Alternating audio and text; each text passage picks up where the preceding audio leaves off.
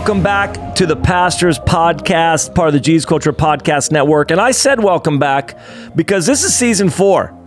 We're like the sitcom that just keeps getting renewed, that won't go away, except for we're kind of the ones that are renewing ourselves. So I'm not sure that quite counts, but great to have you with us. This podcast is by pastors for pastors, but not just pastors in the official role of pastoring, but really anybody who's in leadership or in the trenches of building the local church. Anybody who's building community in a city, believing God for the harvest and seeing disciples made. We just want to come alongside you and strengthen and encourage you. Really, that's our heart at Jesus Culture. This is one of the reasons why we do the Pastors Podcast. It's one of the reasons why we have our annual Pastors Conference every January. It's really just to get together with people that are building the local church. And hopefully, through this podcast, you'll be equipped, you'll be encouraged, but you'll also be challenged. I want you to be inspired. I want you to be challenged. I want us to grow together. So wherever you may be listening from, wherever you may be watching from, it's great to have you with us. Excited for season 4 and a first-time co-host with us. You were just at our pastors conference teaching, Absolutely. Doing some incredible stuff on leadership pain, but excited to have a great friend, a great pastor, Keith Jenkins, all the way up from Gresham, Oregon, outside of Portland, Oregon. And you are man. pastoring what church, and how long you been pastoring that church in particular? East Hill Foursquare Church. We arrived just in 2019, October of 2019, just before the world changed. That's really bad timing. Not recommended to transition Yeah, it's into bad a timing. role during a global pandemic. Yes, yeah. How long have you been senior pastoring?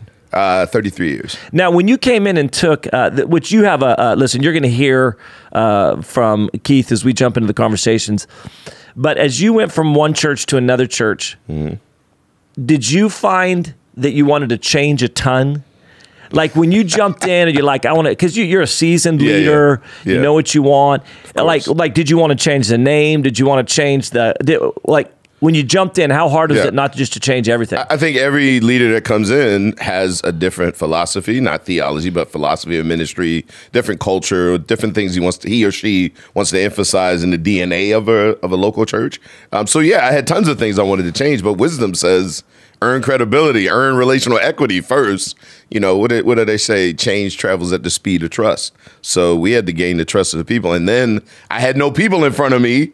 Almost 120 days in, I had no people in front of me, no way to access them, no coffee dates, no appointments. So it slowed things down, but I think it also deepened connection at the same time because we were all in crisis and everything was expedited. And so I think we're a lot closer than we normally would be. Yeah, totally. And at the same time, because nobody was in the building, we got to make some changes that we couldn't have made otherwise. So I remember there was a church that we were in conversations with me possibly taking before we came into plant, and a really great church, a church that I was at. I spoke there every year, loved the church. It was thriving, it was growing, it was a large church. And they were talking to me about, hey, what do you think about coming in? And I went down and met with them and realized, this isn't the right fit for me. Love those guys, but it wasn't the right fit. Anyways, that Sunday I went and spoke for them. They said, hey, can you come speak on Sunday? Because the pastor actually had to go to the hospital. Sure. I said, sure. First time I was there, I've been there so many times, but never thinking I would have taken this church. Sat in the front row and I'm like, oh my gosh, I changed that, changed that. You're gone, that's gone, Absolutely. That's different. We're not doing that. And it was just, I thought, dude, I think it would be more difficult. Yeah. Actually, I'm convinced of this. It's more difficult to take a church than plant a church. Oh, 100%. I've done it multiple times. By the way, I had been a guest speaker at this church for the last 12 years. At the thriving, wonderful church. Then I get there, and of course, when it's your house, you see it differently. It's like, whoa. Yes. Like I'm changing everything. You know, you have to group all that stuff. Love you, my friend. You're not leading worship anymore. 100. All of those kind of works. things. You got to go through it. So, but just being patient to process change. Yeah, COVID, I'm sure helped. I don't know how I would have done with that. I'm an impatient man sometimes with that. So visionaries tend to be impatient. Yeah, that's how it works. Listen, we're excited today to jump in. I'm excited. One of the reasons why I wanted to have you on is you have a real heart for pastors, leaders. just for anybody that wants to grow and go after God and build the local church. Excited today for our guest. I've actually never met him. He is a friend of a friend, comes very highly recommended, has an incredible reputation, but excited to be able to sit down with Jimmy Rollins today and just kind of hear his heart and what he has really to say to pastors and leaders. I know you've had some interaction with him. Well, I've done some things with the ARC, done some stuff at their conference and stuff. So I've been in the space with Jimmy, kind of man crushing from a distance. Yeah, totally. Trying to get to see, through mutual relationship, Dino Rizzo, those guys, we were all in the same space, but didn't get to land. So I'm excited. It's funny as people that are listening right now. So we do conferences we've been doing conferences with Jesus Coach for a long time. But I always just brought in people I wanted to connect with. It was want to hang with you. Come to the conference. Absolutely, but 100%. I'm like, I'll see you from a distance and go, I really like what you. Come on, man. I'm like, listen, I got a conference. Come speak at it. They're like, all right. Then we get meals together. 100%. So it's not quite the same on the podcast, but it's similar. We're going to be looking at the TV. If you live in the together. Pacific Northwest, and you got a conference in Sacramento, we're coming. Yeah, we're get coming. Out of the rain. Trust me, we're coming. Well, I'm excited for the conversation today. Well, I'm excited to have Jimmy Rollins on with us today. Jimmy, thanks so much for taking some time and jumping on and being part of the Pastors Podcast. Absolutely, gentlemen. I am so pumped to see what we can talk about and tell pastors how jacked up we are. Well, it's just going to be the confession hour, just the real hour. Keep it real. Hey, keep it real. Jimmy, listen, a lot of people are going to know who you are from traveling in the body of Christ, from the work that you've done. Can you go just really quickly, though, give a quick snapshot of who you are, the ministry you're doing, what you've done? Absolutely. Thanks first for having me on. Really excited about this. This is actually a part of what I'm called to do. And, so Jimmy Rollins, been married, my wife, Irene Rollins, for 23 amazing years. No, 23 years. It's been about the best 8 years ever. And I'm good.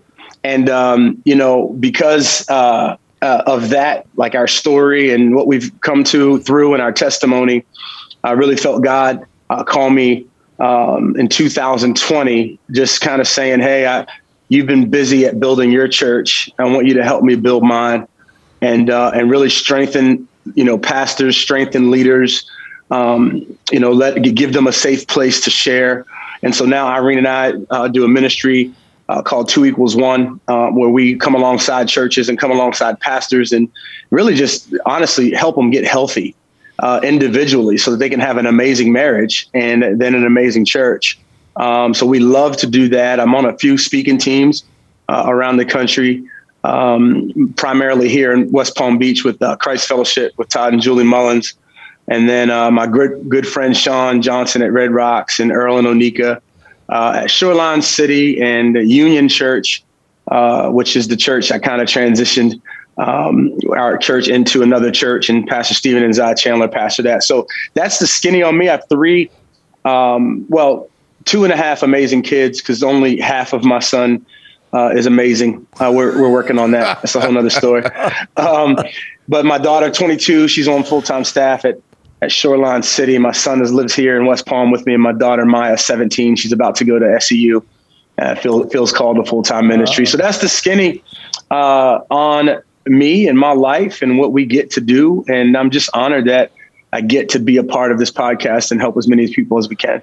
Keith, we're kind of same stage of life, Jimmy and I. I got a 24-year-old, I got a 20-year-old, I got a 17-year-old boy, married 25. You're the grandfather. I feel like the elder in the bunch. You got grandkids. Yeah, man. Take a moment and mentor us in grandkids. For sure. I think one of the things that my heart's burning for, and I love that you're a guest, and I'd love to hear you jump into this thing, because one of my big concerns about the body of Christ right now, of the American church, is that when Paul describes, I didn't run aimlessly and I didn't, beat the air, he's not describing activity versus the lack of activity. Yeah. He's describing activity that doesn't get anywhere. Mm-hmm. And so a lot of people can be active and not actually finish or hit the target. Can you talk a little bit about that? Can we just jump straight into that? Let's do it. Around this issue of what success is, your phrase, winning at the wrong thing. What do you mean by that? And what are you seeing in the body of Christ? Well, I think since I was a child, growing up playing football, like everybody wanted to be the quarterback, right? Like everybody in football and basketball, everybody wanted to be the point guard. And I think that we had this because there was this persona that, the point guard was closest to the coach and directed the team and, kind of if you will, the captain of the team. And then we have the same kind of thing in football, and I love sports. And I think even that's crept into the church as far as leading the church, hey, pastoring is you're the quarterback, or pastoring, you're now the captain of the team. And in essence, that can be a good thing. The problem is that it can also be a bad thing when you don't value all of the other positions, accordingly. And so when I say winning at the wrong thing, for me, I lived this. I tried to win at the wrong thing. I loved being the quarterback. And so when you're the quarterback, you call the plays, but you also have to have a coach that's giving the plays, an offensive coordinator. And I think in this thing of pastoring, we get to a place and we get to a position where we stop listening to other people because winning at the wrong thing is happening. We're having a wrong scoreboard. And so the scoreboard is now how many people go to our church, how many people are at our staff, how many speaking engagements are we getting outside of the local church. Preach. And what happens is we fall in love with the position of pastoring, not realizing when we go home, we're no longer the quarterback. Yeah. When we go home with our kids, we're no longer the point guard. We are dad. Yeah. And I think if you win at the wrong thing, ministry, speaking out, Instagram followers, Twitter, TikTok views, you can easily get sucked in to the culture of trying to maintain what you were never supposed to maintain. And then you lose at the right thing, which is your family, which is your marriage. And so I like to say it this way, you wouldn't go a week without having a staff meeting, yet we go a month or year without having a date night. Yeah. Like we're building a phenomenal kids ministry at church, but how much ministry are we providing personally to our kids? So that's kind of a quick synopsis of what I feel winning at the wrong thing looks like. So Jimmy, now that you've taken this journey and on the other side of it and the wonderful 8 years of your marriage that you talked about, what for you, just in a simple statement for you, what is the definition of success now? What are you winning at that is worth winning? Absolutely. Well, I'll say this. I wasn't pastoring my house for 15 years as a senior pastor in alcohol. I started pastoring my wife. And my wife is now 7 years, 4 months sober. And so the winning at the right thing is that smile that my kids now have in their eyes every time they see me. That winning at the right thing is getting up, and my wife gets up every morning at 6 o'clock and walking out, seeing her drinking a coffee, working on her recovery, praying devotions, and seeing that and being a part of that journey. Winning at the right thing requires saying no to what used to be the right thing. Mm-hmm. And so now, when I'm thinking of what success looks like, it's fostering godliness in my kids. Mm-hmm. Success looks like that my wife can call me a man of God, not the people just around me at church. Yeah. Like that's success. Success is having dinner with my family at the table. I love it. I could go on and on because I'm a preacher. I feel like preaching right now. I hear you getting wound up. How do we shift the culture in this, Jimmy? It's interesting. We're around a lot of leaders. All three of us, part of what we do is walk with pastors and walk with leaders.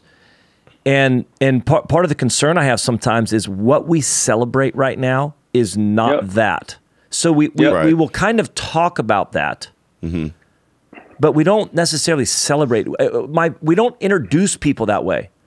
We don't introduce speakers by, been married 23 years, healthy, wife loves kids them, kids still Jesus, love the house. It's just like fastest growing church in America. This is still what we're putting at the forefront, something else.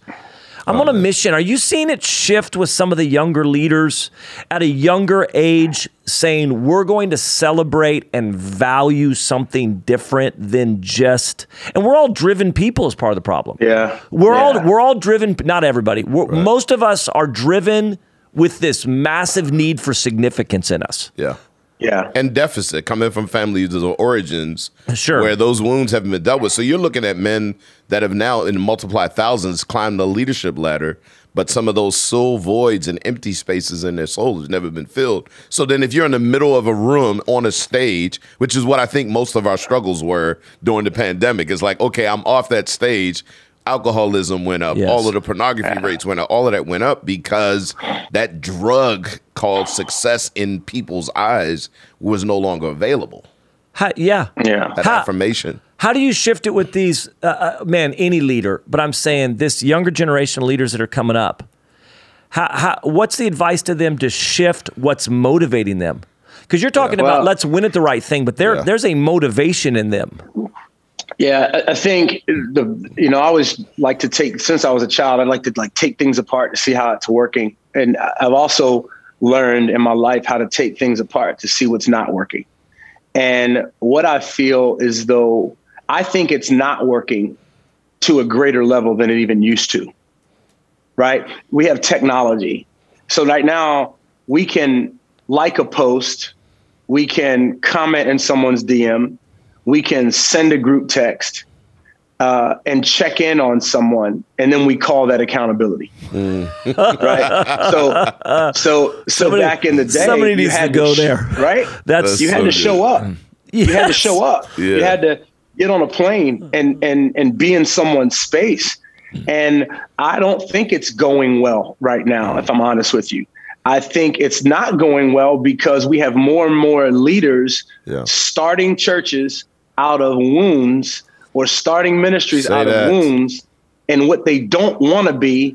And so they're not being spirit led of what God's calling them to be. And they're nomadic. That means they have no place to call home. They have no spiritual covering. They haven't had hands laid on them. And now we have this disconnect and this distance in between spiritual fathers and spiritual sons. And the fathers don't want to give up their platform. The fathers still are striving for success of building the church. They don't know when to let go. That's but, right. With my dad, success, you can't have success without succession. You can't win a relay without passing the baton. Right. And so what I'm seeing is a lack of passing the baton and then a lack of receptivity of the younger generation of leaders that don't want it because they haven't seen health modeled. They're hurt. They're starting churches out of their wounds. Yeah. And I'm not saying it's everybody, sure. But I do see a great amount of influx of people who are mistaking emotional unhealth and calling it God's calling me. Yeah. Yeah. I think you bring up a great point because I think we're in the body of Christ now that you mentioned the fact right at the top that I'm a grandfather. You're You're an elder. Yeah, whatever you want to say about it. There. But in a real sense, I feel like we've got a generation of orphan sort of pastors and leaders that have come up that have never been, Jimmy, you mentioned spiritual fathers, but the simple truth of the matter is you'd be hard pressed to find some. They just don't exist. In fact, he mentioned something about the church. I grew up in a church where the pastor routinely said, "I'm going to die in the pulpit," which literally translates to me, "You're never going to be developed here." So then you're hurt as a young leader. You're like, what am I supposed to do? You're more released than you are sent and commissioned anywhere. And you carry that scar with you everywhere you go. Not to mention I had that coming from my family of origin. So unless that stuff gets dealt with, which it doesn't, and all of a sudden you're successful, you're preaching everywhere, and then you end up blowing your house up, your marriage, and everything else at somewhere down the line because that pressure never relents, and you're trying to figure out a way to medicate or to let off some steam somehow. Well, social media, too, has brought in a level of comparison that's really unprecedented. When I was in youth ministry, comparison was like the youth pastor down the street who had a youth group a little bit bigger than mine. What I was dealing with comparison was I'm not flipping through social media going, I am not winning right now, obviously. So I'm saying you get that unhealth, you get those wounds, you begin to put comparison in it. So here's my question, Jimmy, and here's why you're on. Here's why you're getting paid the big bucks to be on this podcast. That's Kingdom Cash, by the way. Right. Here, what's the solution to this? Because I am passionate about this. I will say this. I want to spend my years seeing healthy Likewise. leaders and pastors raised up who, quite frankly, don't have to go through 15 years of like that they actually can get it early on. Yeah. That they can get healthy, they can be motivated, they can pastor with the right motivations, they can build healthy churches. What's the solution to this? Because it feels like, and this may be dramatic, it does feel like it's getting worse. And that may, this is a feeling, I don't have stats to back this up. It's just, pastors my age and younger that just aren't making it, that keep falling, that people may not even know, but are dealing with deep depression, that are leaving their wives, that this type of thing. What's the solution for this? Well, I think that's a deep question. I think because there's several fronts. There's like the external solutions and then the internal solutions, right? So I'll say externally, we're just going to really have to fall out of love with the opinions of people. Like, we're really going to have to fall out of love, because success, honestly, is driven, to me, when it's unhealthy, by insecurity. Yeah. Right. And then insecurity is ultimately being others esteemed. Like, my whole life is how others esteem me versus how I esteem myself. And so, like, externally, we're going to have to do that. Like, I'll tell you this, you talked about transition a little bit. When, our church was thriving, like, God was moving, like, we had our biggest financial year ever, and God called me to leave. Now, here's how I heard God. At first I thought it was just gas, like, man, what is that? Like, that's just a gas pocket. Right. And then God, I felt the Holy Spirit say, what would you do if you didn't know what anyone else was doing? And so I went up in the mountains, didn't have a cell phone, and really disconnected from the world so I could hear God. Imagine if we did that. Imagine if working for God, for pastors and leaders, wasn't a substitute of time with God. Like, imagine if we didn't have to outwork our insecurities and then hire everyone who doesn't know more than us because we're not secure enough leader to really empower the next generation. Like, that is how success can happen. So I will say this, leaders externally, we need other leaders that are saying what we're saying on this podcast. Internally, we got to get over ourselves. Internally, we have to deal with our wounds. Internally, we have to deal with the spiritual father figures or biological fathers who only gave us what they had and called it fatherhood. Yeah. Right? Called it being my pastor. We got to get over those things. And honestly, we have to ask God, is my gifts, my purpose, and my passion aligned with my position? Right? And so I am a speaker. I'm a preacher. I was a horrible leader.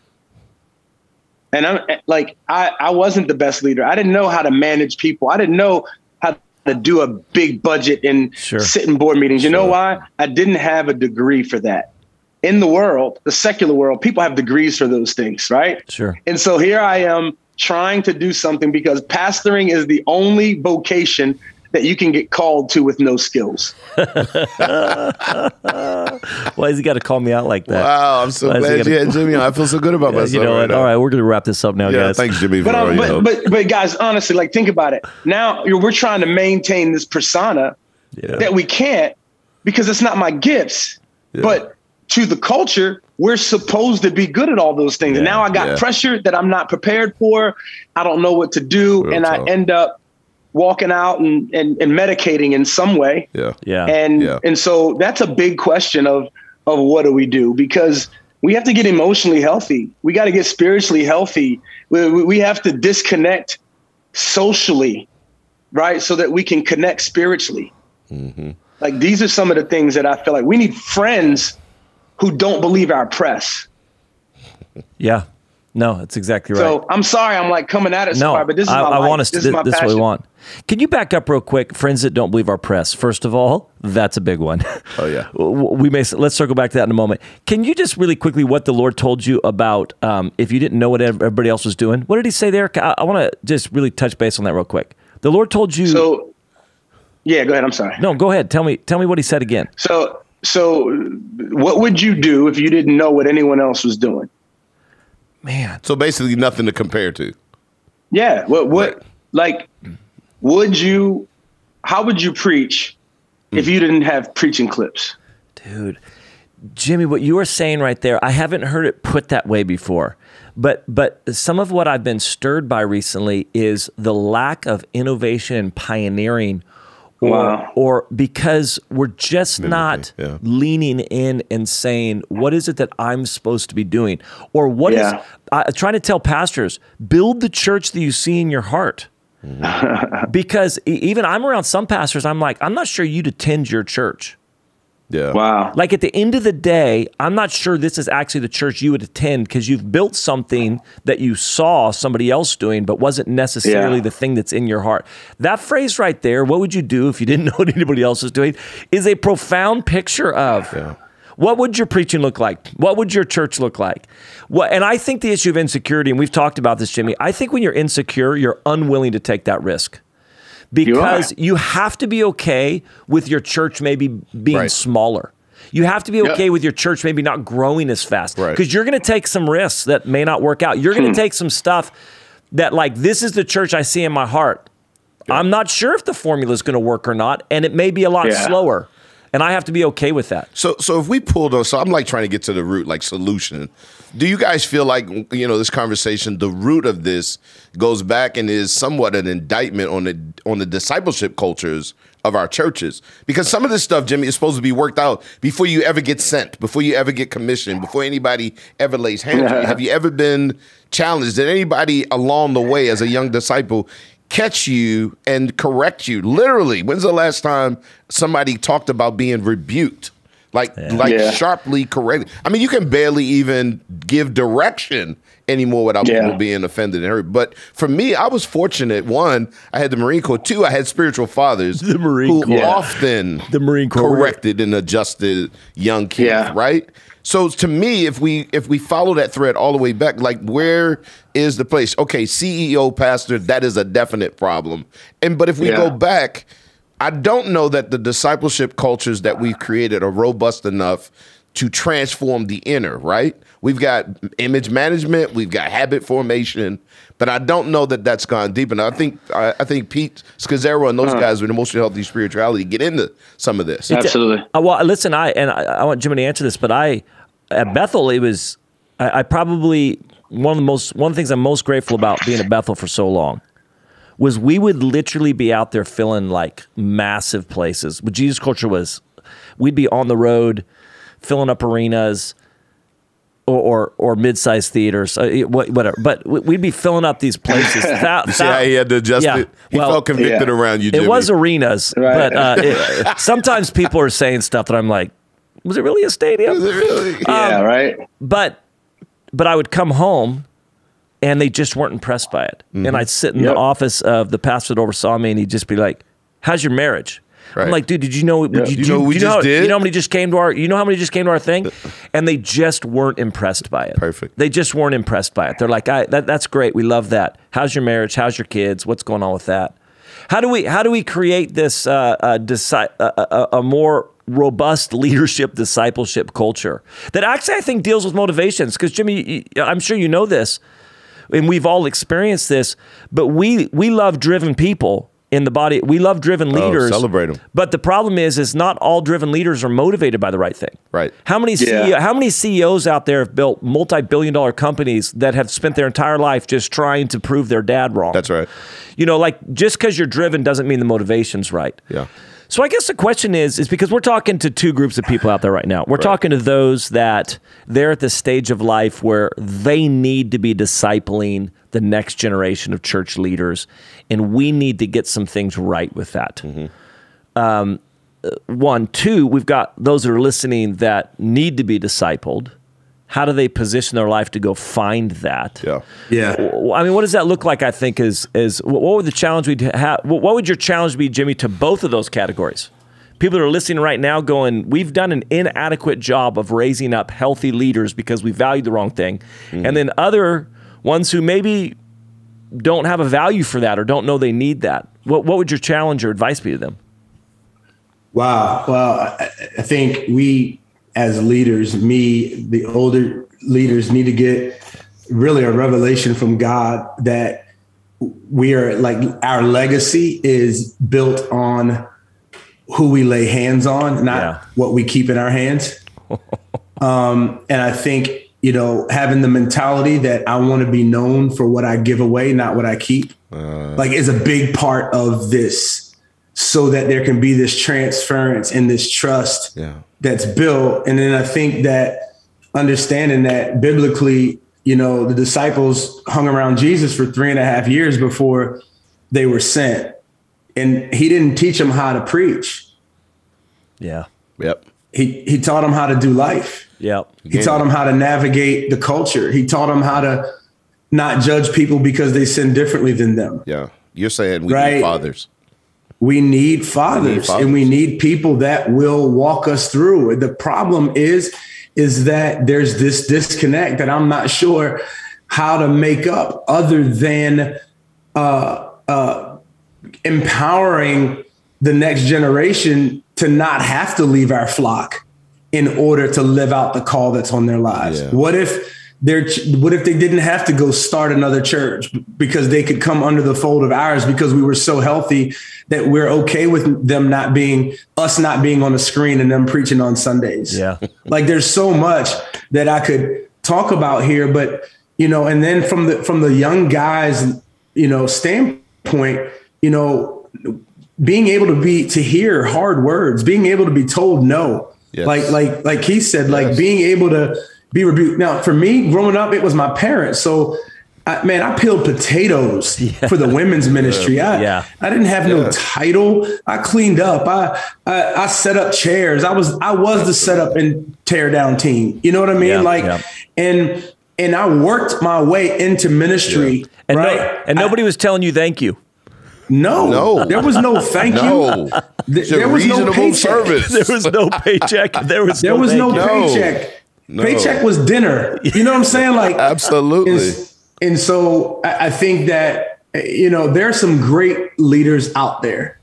There are some great churches, amazing churches out there who are killing it at home and killing it at church. So I don't want to paint a picture that it's all 100%. bad. Sure. Yes. But at the same time, I believe that that's not the majority. Yeah, I agree. Right. And I believe that we have to, and this one is like, let's stop downloading vision from the internet, from a church who's doing it, and let's start hearing from God about the specific call that's on our lives for the city that we're called to. We're not even called to pastor a church, we're called to pastor a city. Yeah. That right there, though, the ability to unplug from some, like we're getting vision from somebody else. I remember Russell Evans, Plant Shakers, who's been on the podcast. He talked about that verse where God said, take this blueprint that I'm showing you on the mountain and go build that. Yeah, that's right. Like that concept for a leader to say, I'm going to go get up on the mountain and I'm going to get the blueprint. I'm not going to get online to get the blueprint. I'm not going to go visit your church to get the blueprint. I can draw from you, but this blueprint God's given me for this thing.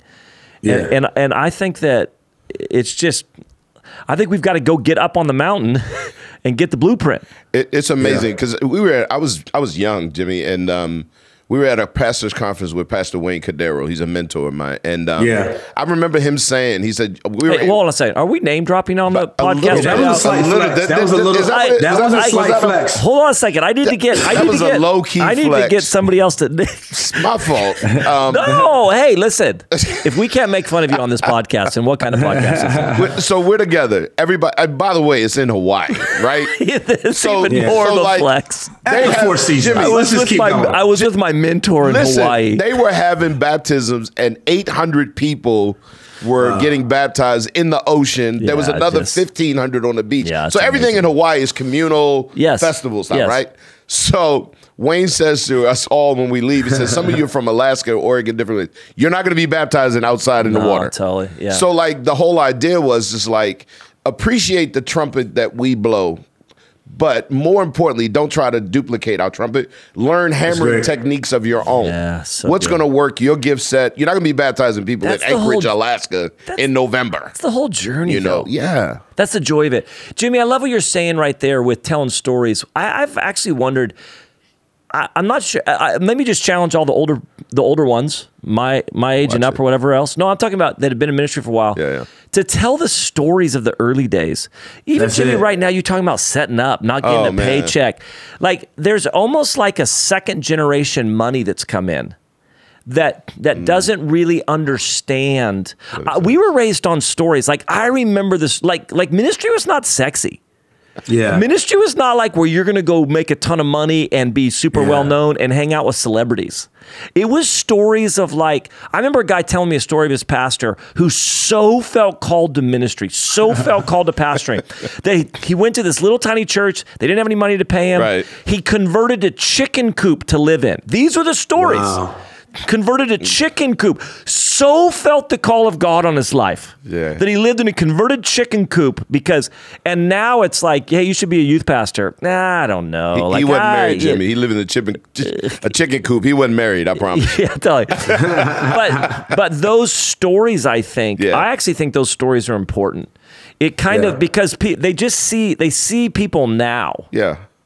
They see the stage or they see the success, but they don't really know the even Bethel. I talk about Bethel. People would know Bethel as, it's Bethel now. It's whatever. It's people know it around the world. They know the music. They know the teaching. Right. But when we were there in the early days, it was people leaving. Wow. I mean, I remember being in the sanctuary holds 900. Mm-hmm. That's it. And I remember being in a staff meeting where we were like, we had 2 services. And they neither one of them were half full. I remember us going to one service. I remember our paychecks being held because they didn't have the money coming in. There's these stories of like grit and sacrifice, and you just got to believe God, but it is worth it. Bro. Yeah. So even that simple story about you setting up chairs, I'm sure those stories are around. I don't hear them a ton, but that doesn't mean they're not being told. Right. Because everything's a highlight on IG now. So it's everything's a highlight. All you're getting is highlights. Yeah. Yeah.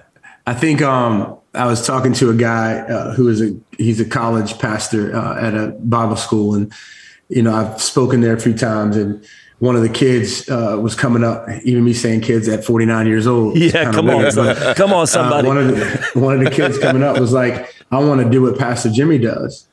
And he was like, I don't want to be a student pastor. I want to be a teaching pastor. And so instead of even answering it, he just called me. He FaceTimed me. And I just wore him out. I wore this kid out.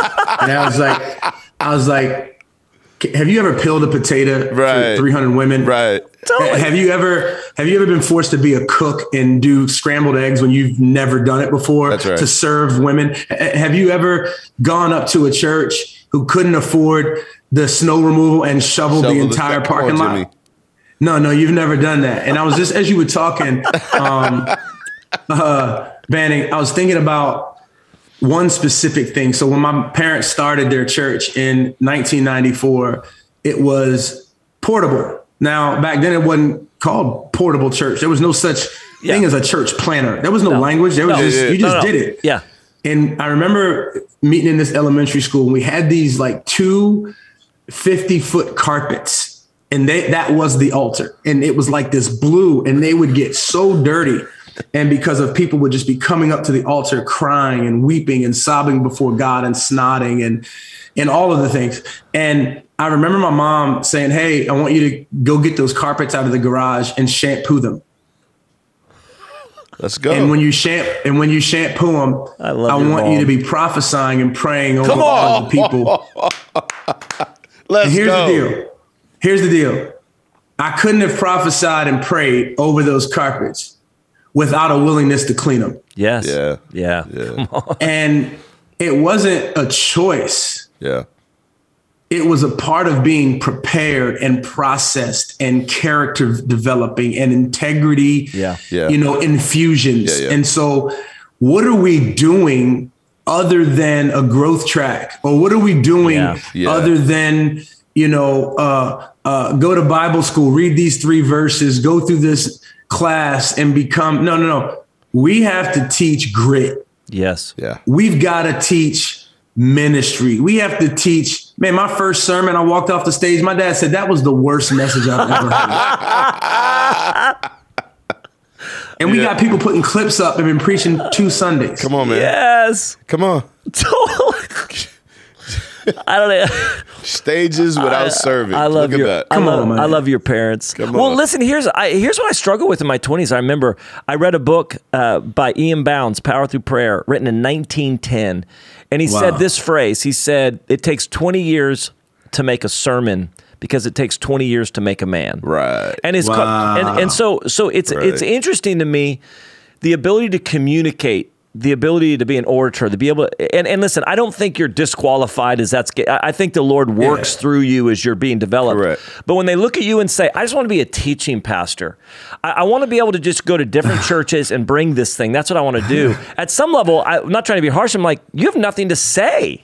No. You don't actually, it's not just that, when you look at Jimmy, it's not just that Jimmy's a good communicator. Right. There's a message and an authority and a weightiness that's been developed because he's come through the fire, because the Lord's developed him. And that's that part that somehow, maybe just telling the stories, I don't know. But there was, my wife even, I was a little bit, do I want to get into this on the podcast? A young guy that they had kept promoting as had dealt a lot with mental health. Mm-hmm. They had promoted him as this mental health expert guy. He was still in his late 20s, ended up committing suicide. And I was frustrated because I'm like, we keep platforming these guys that aren't on the other side of what they're walking through. And my wife, who's dealt with anxiety, just said, do you think I'm disqualified? Because I still, it's not, it's not completely gone. Yeah. I said, no, not at all. I said, here's the difference.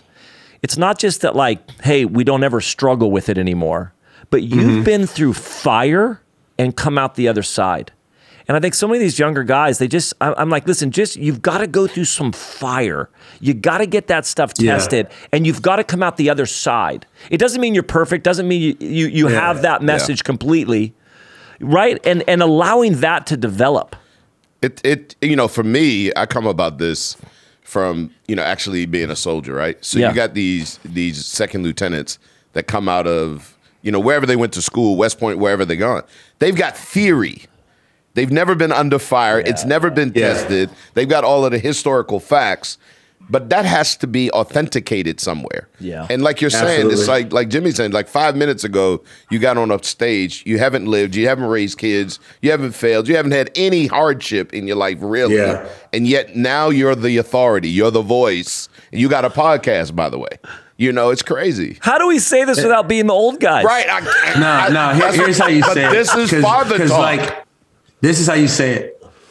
The younger guys are so much more gifted than I ever was. Oh yeah, for absolutely. Sure. And here's the deal: the gift is absolutely amazing. It's authorized by God.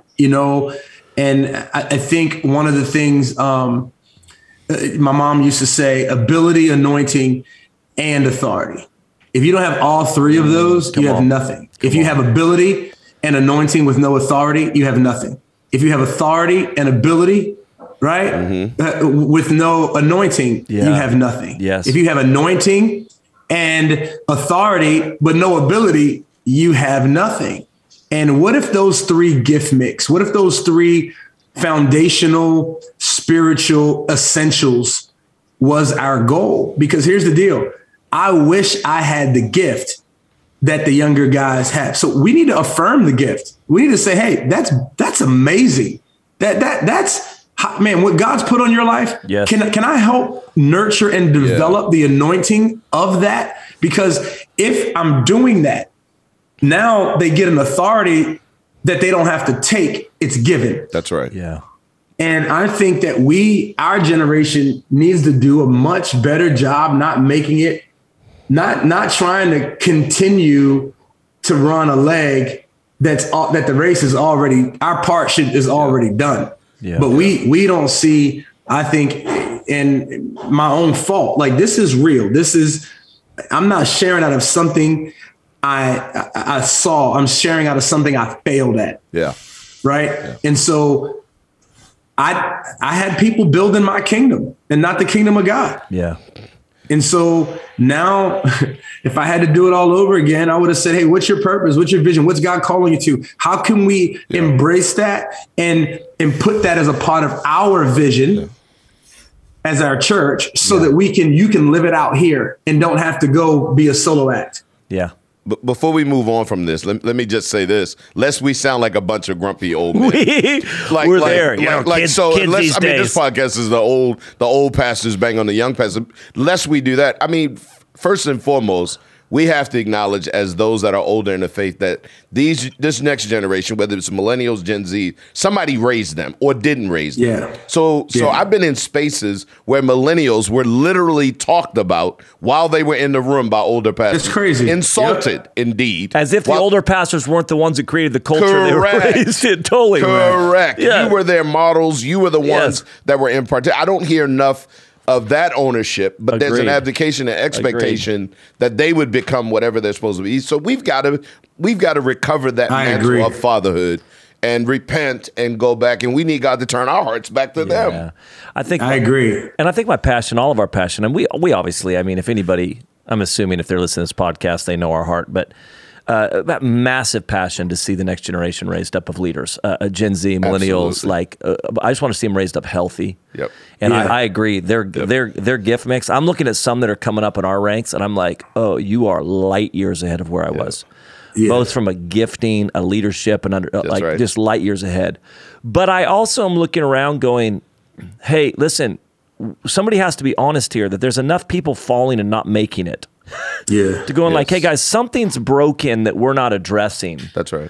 And so, not being the old guys, but there is something that's broken that we just have to say, hey, just make this shift here. Take some time. And it's almost always process. I think we all agree that affirmation from an older, wiser person is just critical. Yeah. Yes. And it bridges the gap of, generational, disconnect or style or preference.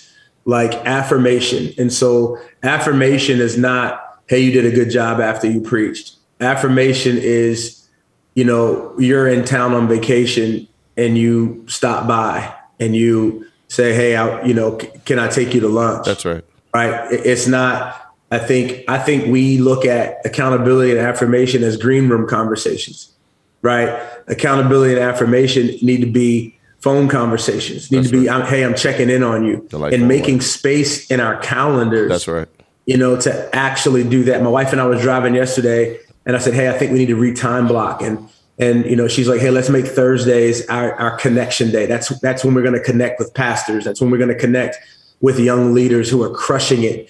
And we're going to actually put it on the calendar to call, to text, to send a gift to, I think that what if we didn't want something from someone, but we wanted something for them. Yeah. I think it could be, we could do much better on our part. Absolutely.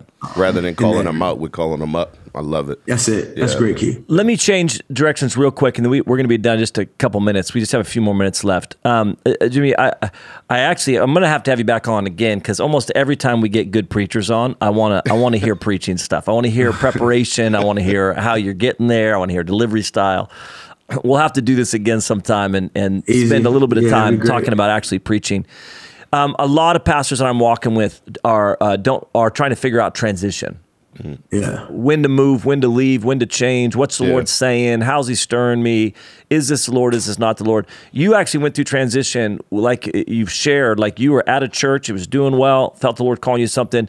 If you were to just kind of put in just a couple points, what did you learn walking through transition that maybe those that are listening could grab a hold of, that many are trying to figure out, am I supposed to? Am I even in transition? Am I in transition? Yeah. Am I supposed to change? Am I just bored? Is the Lord calling me? What does that look like? Yeah, I think for me, I think this is an important topic. Basically, after everything we talked about this transference from young to old, or I think for me, just that first thought is, man, where is the grace? Areas that I used to have grace in and work through and love to do now is bringing me frustration, a great amount of frustration. And when I saw that and started to feel that and get, even confirmation from my wife, like, hey, are you good? Like, you used to love that, and now you don't really love that, like, and having that someone has access to say that. For me, that was a big part of things that I used to love. Just the grace wore off. Yeah. I didn't have grace to do anymore. I felt like I was spinning. I felt like then that lack of fulfillment.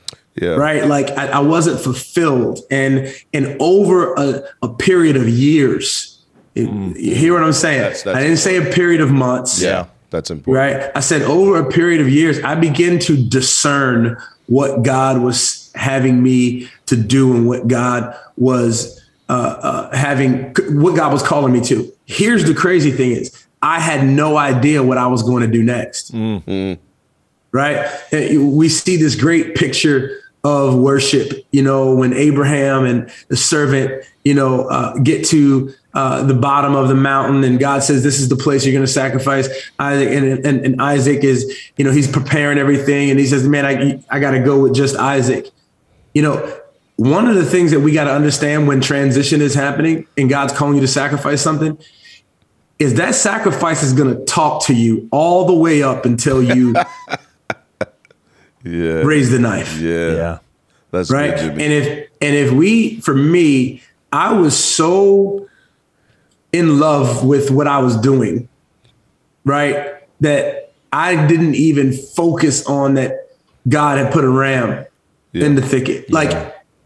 But man, that sacrifice is going to talk to you. It's going to tell you, are you sure? It's going to tell you, I don't want to lay down. It's going to show up in the form of pride. Yeah. It's going to show up in the form of confidence. Yeah. It's going to show up in the form, and this was a big one, of financial. I was going to say. Yeah. It's going to show up in the mortgage note. Because, right? Yeah. And so being willing to navigate the conversation that is going to happen, you have to remind what's talking to you of your yes.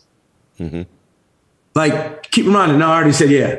I had to just keep telling myself, I already said yes. Yeah. When it was hard, when church people were like, I don't understand, I already said yes. Yeah. Right. And I think that just that ridiculous obedience. Yeah. Despite the way you feel, I think that transference begins to happen. That transition begins to happen in your heart, where then you can start asking people, hey, am I off by this? Yeah. Is this something that you see in me?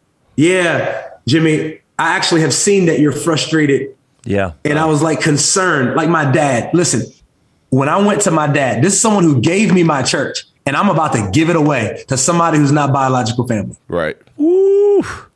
Right. And my dad, I give him permission to say what he's always wanted to say. He literally was relieved. Wow. He said, I was concerned that you did not have the capacity in your leadership to take this vision where it needed to go. Fathering. Love you, Dad. Love you, Dad. Yeah, right. Jimmy, so you widen the circle. You got your dad. Could you walk me through sort of your process? Did you invite other people to speak it? Because this is a major move, so you want to discern it correctly. It's a massive move. How did you begin to invite other voices to confirm, listen for you, come into prayer with you? How did you go about doing that? I first looked at people in my life that had no stake in the game other than a relational connection with me. Mm-hmm. So it's hard for people to hear from God when they need you. Right. For your life. Right. And so I went and I saw it like someone I would call a big brother, someone I would call a pastor, someone I would call a spiritual voice in my life. And then I asked my brothers, those my age, a little younger than me, hey, what do you, and everyone gave this reoccurring, not with the same words, but you've always had this apostolic thing to help people. You've always had this niche where I felt like you were better at a pastor's conference than you were every Sunday.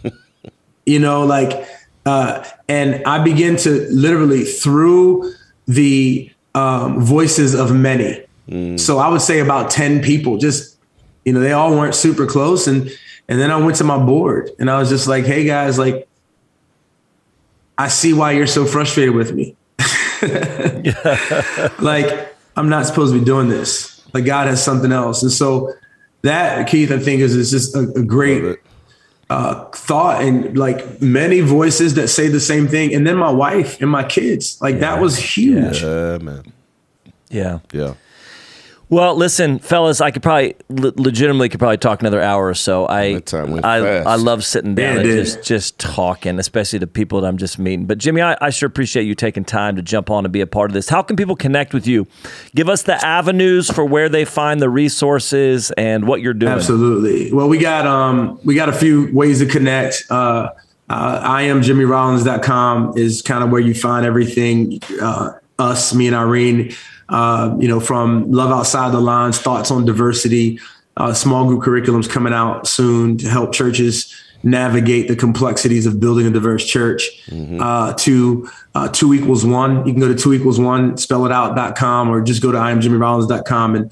And that's where you find our resources for helping leaders, marriages, and couples retreats. And we do something called staff intensives, where we come in and just work with a church's staff on their marriages. And then of course on Instagram or whatever, I am Jimmy Rollins. But I connect with Jesus. You know what I'm saying? Before you connect with Jimmy, connect with Jesus. Let's do that. We'll make that deal. Well, we sure appreciate you coming on. And I really mean this. Thanks for doing all that you're doing and serving leaders and just encouraging and strengthening them. I feel encouraged just being here. God bless. I appreciate it, guys. Well, listen, guys, for all of you listening or watching wherever you are, I really mean this. This is going to sound cheesy, but I mean it. I'm impressed by anybody who will take the time just to grow and to just really mature in their walk with Christ internally. So just love that you've joined us. Hey, as I send you off, just real quick again, pastors, we have a pastors conference every January. It's for pastors, leaders, and their teams. You can come join us here in Folsom in the Sacramento area. Really been phenomenal. Keith was just at the last one, and it's something special's happened there. We'd love to see you out in January.